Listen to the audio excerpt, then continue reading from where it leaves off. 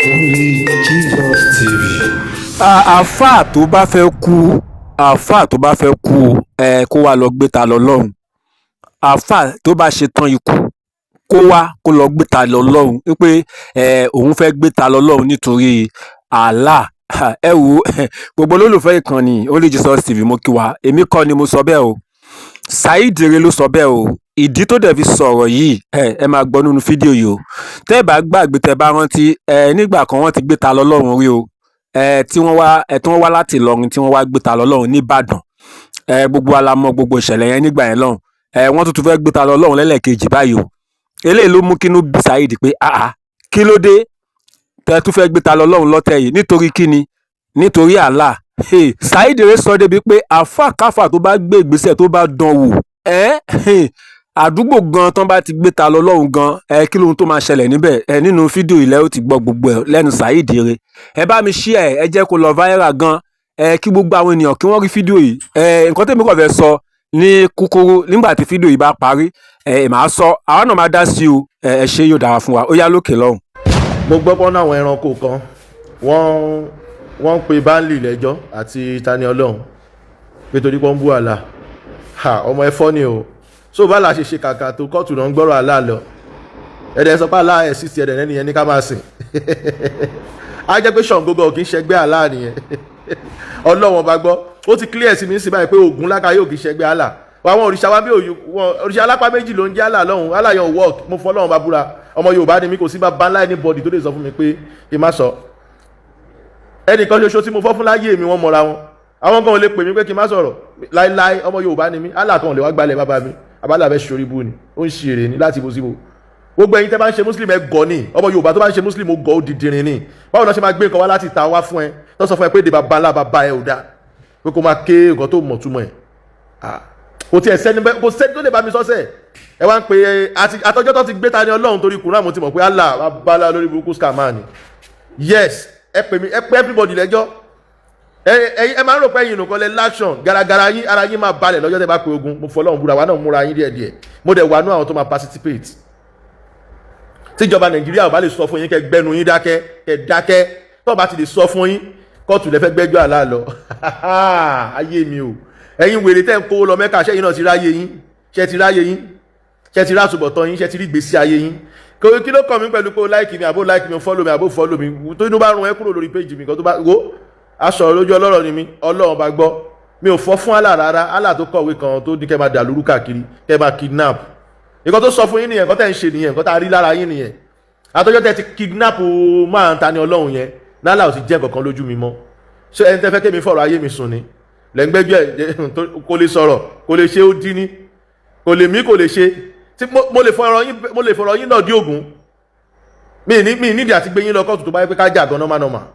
So Allah ọ̀lẹ ni, kò lè ṣe nǹkan kan. Kí ni déètì ní? Bábí wo déètì ní? 27. So èdè ní 27 July, ọjọ́ Monday. Allah tó bá bí ọ̀dá tó bá yẹ pé lóòótọ́ ló lágbára pa mí kójú tó wọ́n. Tó bá ti pa mí lé ní Monday tí mo ráyè post iṣẹ́ lọ́jọ́ Tuesday, ayé ẹ̀ máa bàjẹ́ ní. Ọlọ́run a ní mo díẹ̀ ẹsẹ̀, mo díẹ̀ Allah. Èdè ní Monday pa mí tó ọjọ́ Tuesday ni màá post ẹ̀, mo fẹ́ díẹ̀ Allah lọ́wọ́ bìíre. Wèrè tó gba 40 million lọ́wọ́ yìí lọ́dọọdún wọ́n gbé kéèsì ẹ̀ lọ Allah ẹ̀. Ó yá gbogbo ẹ̀yin tẹ́ fẹ́ lọ gbé Tani Olohun tẹ́ ẹ sọ pé ẹ fẹ́ sùn kí ló ń jẹ́ sí court Bánlì. Ẹ mú bíi tí Kùránì tó ti dárúkọ Ìlọrin wá, ẹ̀yin olórí burúkú aláìní tìjú aláìníṣẹ́ ẹ̀wẹ́ tẹ́ bá fa kéèsì tẹ́ máa jẹun lára ẹ̀. Ó yá ẹ mú street kan wá nínú Kùránì, ẹ mú street Ìlọrin kan wá nínú Kùránì, ẹ̀yin ọ̀dẹ́ olè Boko Haram. Tẹ́ bá kórí burúkú yín lọ, ẹgbẹ́ máa ṣòfò papọ̀ ni, ẹgbẹ́ fún wọn. Táwọn bá dáhùn, mo ti ẹ̀ jẹ́rìí Bánlì náà, kọ́ wá gbé wọn lé. Èmi tèmi báyìí mo yín sọ̀rọ̀ báyìí sí Abẹ́òkúta lèmi wà. Ẹ wá gbé everybody, ẹ wá track everybody, ẹ wá gbọ́ kíkú pa yín, orí yín burú dànù, ẹ̀yin wèrè gbogbo. So kóòtù náà ti ń dájọ́ àlá, tẹ́ wá sọ pé tẹ́ torí ẹ̀ sọ mí ní Saheed, ẹ̀yin tẹ́ sọ mí ní Saheed ẹ̀ ní ṣoríire.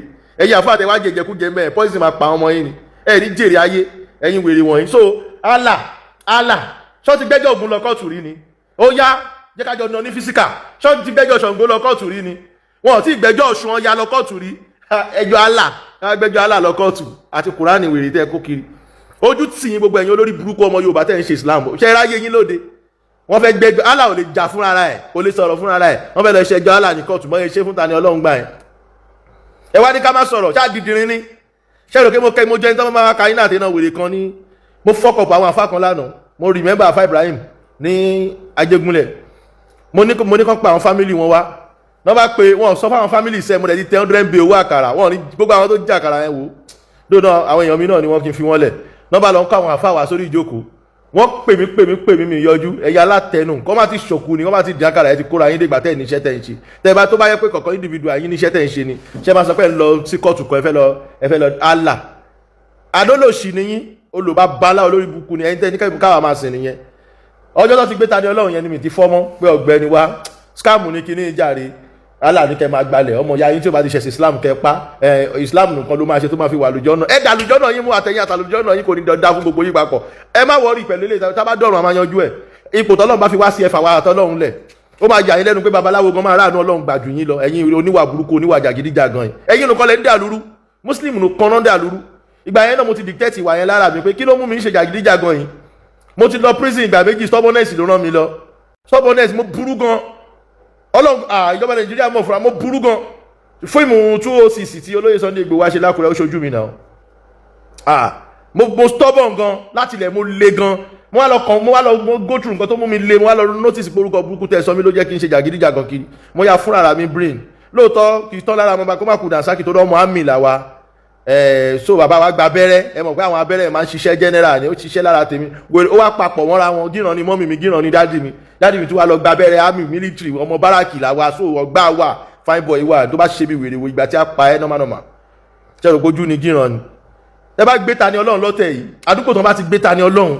táwọn boys ibẹ̀ ò bá lè jáde kan yẹgi pa yín ajẹ́ kó lórí burúkú ni wọ́n báńlì máa rìn pẹ̀lú kàlá o tó bá ní kàlá gbé kàlá ẹ̀dá ni ẹjọ́ yinra yín kò sí kankan èmi mo sọ bẹ́ẹ̀ èmi Saheed re mo sọ bẹ́ẹ̀ báńlì ṣó ń gbọ́ gbogbo yín pápátá ẹ máa gbé kàlá rìn tó bá ti tẹ̀ sí yẹn tẹ̀ sí wọn ẹ̀yin lóògùn àwọn ní Quran kẹ́ fi Quran wọn kẹ́ lọ́ máa ka Quran wọn lọ́rùn ìkò ní dáfẹ́ anybody lélẹ̀ nílẹ̀ Yorùbá yìí ẹ wá rá àwọn kábíyèsí wa fín àwọn olórí burúkú bọ̀bọ̀ Ògbómọ̀ṣọ́ yẹn náà máa sọ̀rọ̀ sí ìmáàmù Ògbómọ̀ṣọ́ yẹn ni olórí burúkú ni gbogbo yín abẹ́fẹ́ ṣòfò ṣá ṣe rò pé yẹn kan máa háìdì fún yín ni ẹ mú location anybody kí a máa kẹ́ anybody ńgbà yẹn ẹ máa kó wa nílẹ̀ Yorùbá yìí ilẹ̀ Ìlọrin nílẹ̀ Yorùbá nílẹ̀ Ìlọrin abẹ́fẹ́ ṣorí burúkú ṣá tó bá fẹ́ bá mi jiyàn pé ilẹ̀ Ìlọrin ò kì í ṣe ilẹ̀ Yorùbá ṣó lè mú orúkọ Ìlọrin jáde kúrò ní Quran abẹ́ ń ṣe eré ni ṣe lè mú jáde ni tẹ bá gbẹ́nikẹ́ni lọ́wọ́ ìwò wọ́n máa pa yín síbi ẹ ti wá gbẹ̀dà abẹ́fẹ́ ṣorí burúkú ṣá everybody wà tá láti má dánù kan sùn lé o ò ń gbọ́ at any time náà lè wá kidnapper ni wọ́n bọ́ yín ṣe nìyẹn bọ́ yín ṣe nìyẹn àwọn máa sọ̀rọ̀ o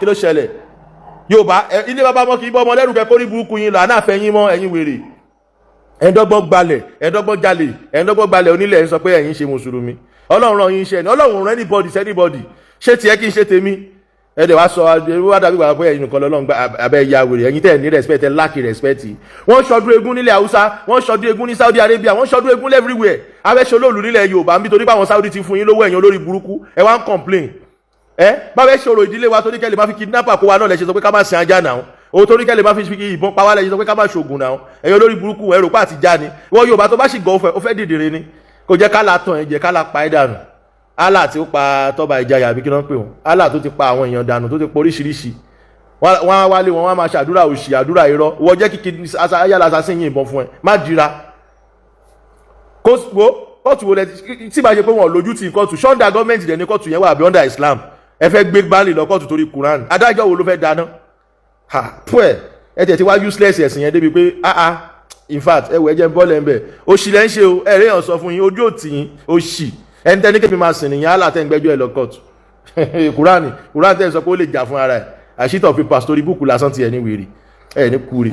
ẹ ṣeun gbogbo adájọ́ wo fídíò ìparata ọ̀rọ̀ ẹlẹ́gbọ́n yẹn ò lẹ́nu Saheed ire ẹ wo ó ti yarí kanlẹ̀ pé wọ́n gbọ́dọ̀ gbé Tani Olohun o àti àwọn ẹlẹgbẹ́ tó kù o pé wọ́n gbọ́dọ̀ gbé o pé àfi tí wọ́n bá fẹ́ pe ogun tí wọ́n bá fẹ́ rí wàhálà ẹ gbọ́ gbogbo adájọ́ wo fídíò ìkílẹ̀ yìí náà rí sí ohun tèmi kàn fẹ́ sọ ní kúkúrú ni pé èwo ni à ń gbéyàn lọ sílé ẹjọ́ tàbí à ń arrest èèyàn à ń fọlọ́pàá múyàn nítorí ẹ̀sìn èwo ni jàgídíjàgan èwo ni pé à ń gbé ọlọ́run tá à ń sìn nínú ẹ̀sìn níjà.